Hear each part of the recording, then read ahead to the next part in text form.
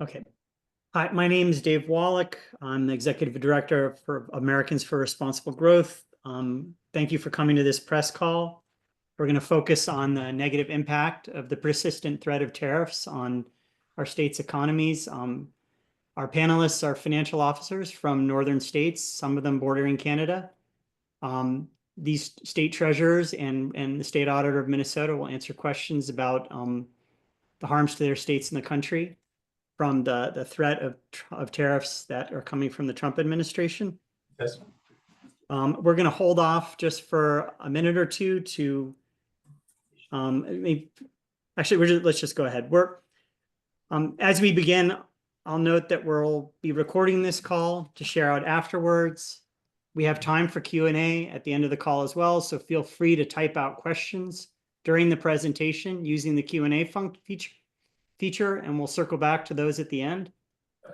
Americans for Responsible Growth is an advocacy group that's coordinating with a number of financial officers throughout the United States who are concerned about ensuring long-term sustainable economic growth, ensuring that costs don't rise for consumers.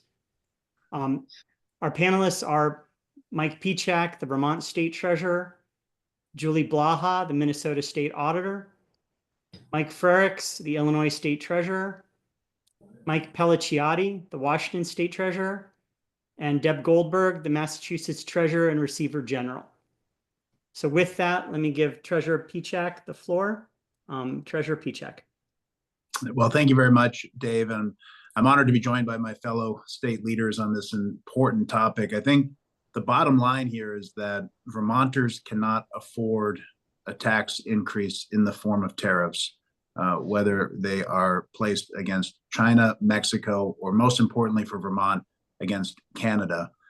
Vermonters are already challenged in terms of affordability and making sure they can make ends meet.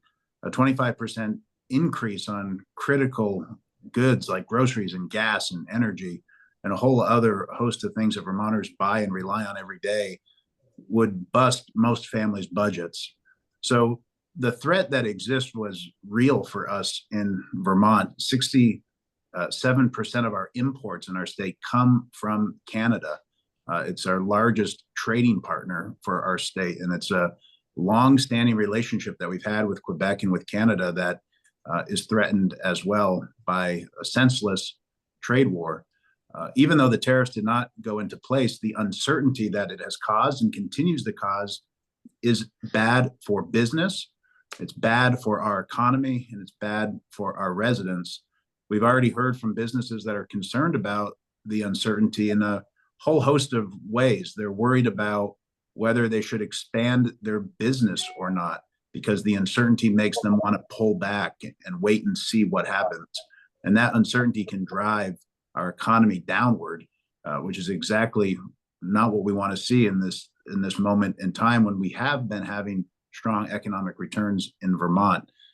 We've heard from businesses that are worried about procuring equipment in Canada that are in the ski industry and the maple syrup industry, industries that are really critical to our economy. We've heard from rural hospitals that are worried that PPE and other important healthcare equipment is going to go up in cost, and those costs are going to be borne by Vermonters, by people seeking healthcare and a system that's already too expensive for them. And most importantly, we've heard from developers in housing that are worried about what will the price of lumber be? What will the price of steel be? We were at a groundbreaking on Monday in Vermont, 250 new units of housing, a very celebratory event.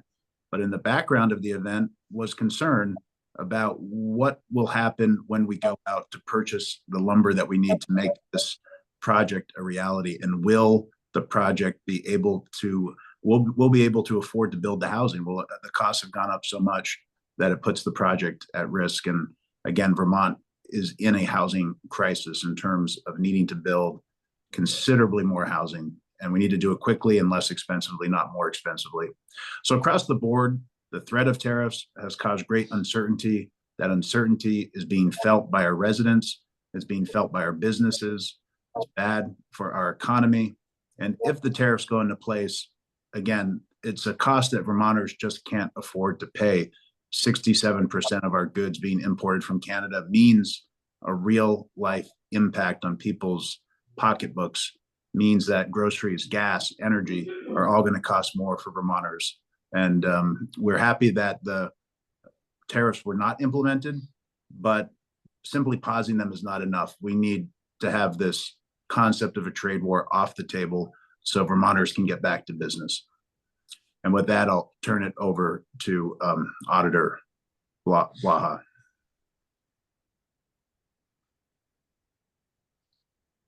Thank you. I could restate almost everything my friend from Vermont just said.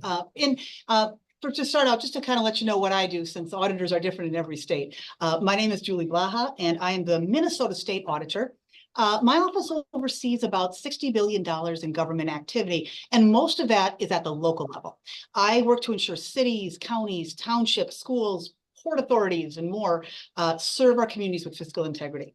And because I work with local units of government, most of them are rural. In addition, I serve on Minnesota's Rural Finance Authority, and that provides loans to farmers, especially in tough times. And so in Minnesota, we know that a trade war with Canada would likely affect Minnesota farmers first, then rapidly spread to everyone else throughout the state, particularly at the gas pump. Most of our gas is coming in from Canada. And I don't think people always understand the interconnectedness too. This is not just once back and forth across the border. For instance, General Mills in Minnesota buys oats from Canada, turns them into Cheerios in Minnesota, then sells them back to Canada. We have situations where we send piglets to Canada, they get raised into hogs, come back to Minnesota for processing, and then sold all over the world. So it's not just once across the border. Tariffs hit us many different points in the supply chain. But even more than the mechanics of tariffs, the chaos coming out of Washington is what is worrying me the most. We saw that when these tariffs were announced, there was a huge rush for exemptions. Small business owners were asking to be exempted out. People were looking for exemptions for fertilizer. So much of our fertilizer comes from Canada, potash in particular. We had energy production. Looking for exemptions there, looking for exemptions for port authorities. So Minnesotans very quickly understood that these tariffs would have a very quick and very negative effect on our economy. But that might be where the understanding stopped, frankly, because people seem generally confused about what Trump's goal is here. We've heard everything from generating revenue to immigration to now fentanyl, reasons for these tariffs. And add to that the whiplash of scheduling them, then delaying them, and then keeping it hanging over people's heads, and people don't know what to expect. One farmer I know said, nothing would surprise me at this point. And so when Minnesotans don't know what lies ahead, they slow down. Uncertainty leads to passing up opportunities, holding back on equipment purchases, delaying hiring, and that then has ripple effects throughout the entire community. In addition, many farmers in Minnesota also have connections to the federal government in other forms. Farm subsidies, disaster relief they might be getting from previous droughts or floods, crop insurance. The chaos of just the day-to-day operations of the federal government that Trump is injecting also make them wonder if some of these things that they've been counting on are coming. That just deepens the uncertainty. When it comes right down to it, chaos is costly. The best thing Trump can do today is to stop this tariff threat and just calm things down in general. Thank you. Great, thank you. Treasurer Frerichs from Illinois. My name is Michael Frerichs. I'm the Illinois State Treasurer.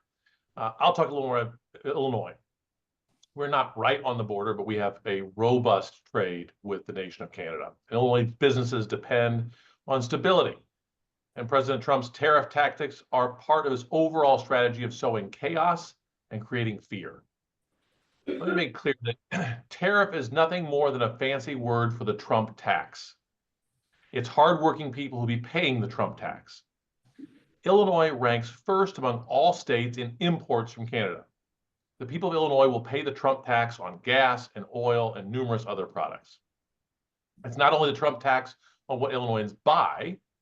How many millions of dollars did people in Illinois and the rest of the country lose on their retirement savings accounts when Trump recklessly announced his tariffs? Illinois imports from Canada were north of $65 billion in 2023. That's a 75% jump since 2019. but it's also Illinois exports to Canada from our businesses that will bear the impact of the Trump tax. Illinois' economic success and the jobs that people have put that put food on the tables of our families are tied to Canada, one of our top trading partners. Illinois exports more to Canada than any other country besides the United States. Illinois exports to Canada were north of $20 billion in 2023, and that was a 31% increase since 2019.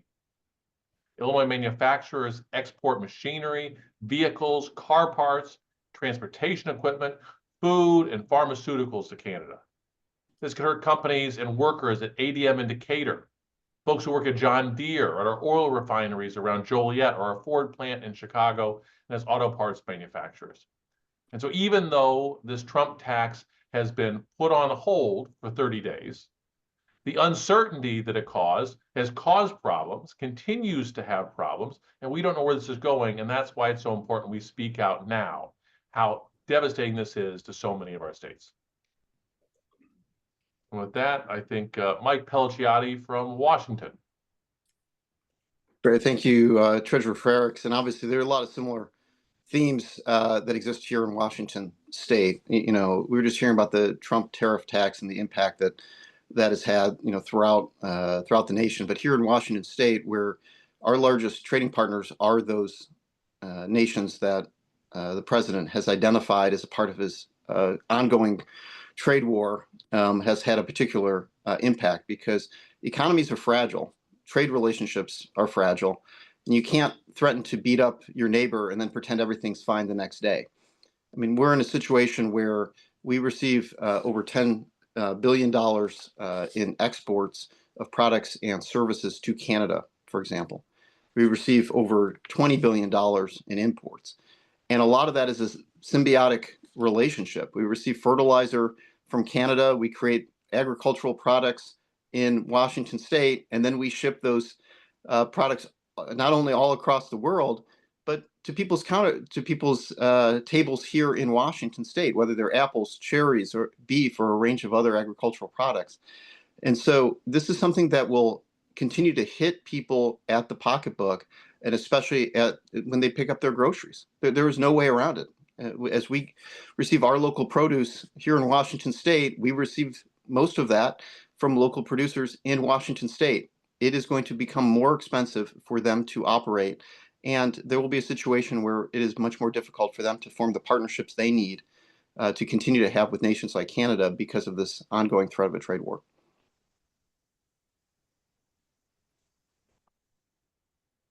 Okay, thanks, Treasurer Pellicciotti. Treasurer Goldberg from Massachusetts. Good afternoon, and thank you all for joining us. Although Massachusetts might not border Canada, it is simply one of the most important trade partners we have. A great deal of what my esteemed colleague from Vermont was referring to very much is true for Massachusetts, and in many ways even more so, because Massachusetts has very little natural resources. Our education system, our research technologies are major, but we don't have many of the things that we need. We get our energy from Canada. In fact, our electricity costs will skyrocket in Massachusetts should these tariffs go into place again. 90% of the jet fuel used at Logan International Airport, the New England major hub for transportation by air, comes from Canada. 80% of New England's gasoline and diesel comes from Canada. And we also rely on these countries, Canada, Mexico, and China, for lumber and building materials. You've heard a great deal about that. You heard from my colleague from Vermont. We are in a huge push to develop moderate housing. We don't have a lot of land here, and so consequently, we've had a real crunch, which impacts your economic base. Our lumber, soft lumber in the United States, and in particular within our state, having the costs go up creates the uncertainty that I'm not going to repeat because you've just heard it from everyone else. But in addition, under my office, I do all of the renovation and building of all public schools. We saw during COVID the escalation of costs to the point where many local communities that have schools that are 75 years old and were in the pipeline for construction had to stop. These tariffs will make it unaffordable for many of our communities to even consider building 21st century schools. And given that our brain power, our educational systems feeds the hospitals, healthcare, technology, software industries, which are our industries in Massachusetts, we will have challenges feeding our kids through the pipeline if we cannot get them the buildings that will teach them the skills that they need. So I'm not going to repeat everything else. I think that the one particular item that really needs to be looked at strongly is 90% of jet fuel, impacting the major regional airport for all of the New England states. Thank you. Thank you, Treasurer Goldberg. With that, we do have time to take a handful of questions. So if you do have a question, please put it into the chat and we'll take those questions. I know up until now, I don't think there's been much in the chat for questions. So we're going to hold on for a minute, see if questions come. If not, we're going to close this out and thank you for coming. It does not look like we have any questions as of right now, but thank you all so much for joining us today. If any of the reporters who are on, we do actually have one question from our friend from Politico. How are you all working with your governors on state budgets, given the threat of tariffs? Treasurer Goldberg. Yeah. Well, I want to make it clear, at least in my state, what we do is we confer with what is called administration and finance, and we work on consensus revenue and budget development by feeding in what impacts are. I think that the tariffs will have long-term, I know the tariffs will have long-term impact. And in fact, Canada, Mexico, and China are our biggest trading partners, but that's long-term. On the initial budget coming up, we are very focused on evaluating the other issue, which is the holdback of federal funding. So the budget is moving forward with the data we have today, and I'm sure that's true for the other states, although I won't speak for you, but we are in constant contact with the governor's office and the legislature who work together on developing the budget for this coming year, fiscal year. I don't know if I could hop in there too. This is again, Julie Blaha from Minnesota. You know, one of the things that we see in budgeting in general is the more you can plan, the further your money goes. Well-planned money is used more efficiently and more effectively. And anytime you get shakes to the system like this, where you are not sure if you can count on the same tax base you expected, you're not sure if your costs are going to be eaten up by tariffs. I can echo all the housing issues as well that my colleagues brought up. But I think in general, that's the challenge is, again, missed opportunity. And when you can't plan and you have to sit tight and wait and see, you miss opportunities. You don't have the ability to plan as well. And so I worry about the effect on budgets. Again, even if the tariffs don't go into an effect, chaos has a cost of its own. And we are seeing that cost. So our job is to see how can we minimize that. But frankly, the best thing that could happen is Trump can abandon this war, this trade war. You know, I might follow up as well as we talk about budgeting issues more generally. I mean, look, the COVID economic recession under the last Trump administration, it was finally getting to a point where the economy, which was very fragile, was starting to get to a point where we were able to move forward as a nation and as individual states. We're starting to see strength in our economy again. And now we're in a situation where for reasons that are completely inexplicable to any economist or any financial professional. The president has threatened to take a sledgehammer to our economic regrowth. And I think what we're seeing is, you couple that with just last week, the president threatening to withhold federal funds, and actually withholding federal funds from states. All of these things are going to lead to budget challenges at the state, local, and federal level. I mean, you cannot, at the same time you're withholding federal dollars, at the same time you are dismantling a federal government and federal workers, also then dismantle our economy and our trade relationships and expect things to work out well. This is something that will lead to budget challenges, things that these actions are undermining our economy and ultimately are going to make it much more harder for states to budget. Thank you all. Anybody else? Go ahead, Brian. I think we have the next question from The Verge. Are you expecting any impact on renewable energy as a result of these tariffs? This might be a little bit of a tangent, but I do worry whenever we shake up the energy system, that it slows our progress on transitioning to greener sources of energy. In Minnesota, our biggest refinery that serves about 5 states out here gets most of its fuel from Canada. So while that may not have a direct impact on solar, however, whenever the energy grid feels, or people are feeling worried about energy, they retreat. They want to go back to dirty methods and things that they know and things that we've done in the past. So what I worry is disruption in general in the energy industry makes people nervous, and nervous people, I think, pull back on progress, and that's a big concern of mine. I'll just add from Vermont's perspective, 2 things. One, a lot of the materials that are very critical for renewable energy growth and development are coming from one of these 3 countries that we've talked about, whether it's batteries or solar panels or steel for wind turbines.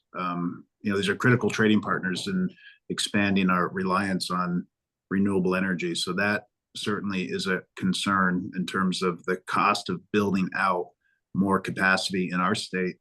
We also heard word that the Solar for All program was paused, which was about $60 million for Vermont that we were anticipating receiving to be able to build out more solar, particularly for low and moderate income Vermonters, which is now on pause. So the tariffs would impact our ability to build out renewable energy in the state. The uncertainty is already impacting our ability to do so as well.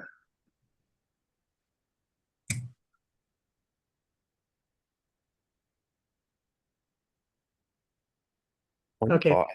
That is all the time we have for questions today, but we will, there were a couple of others that we weren't able to get to, so we will follow up with you on that.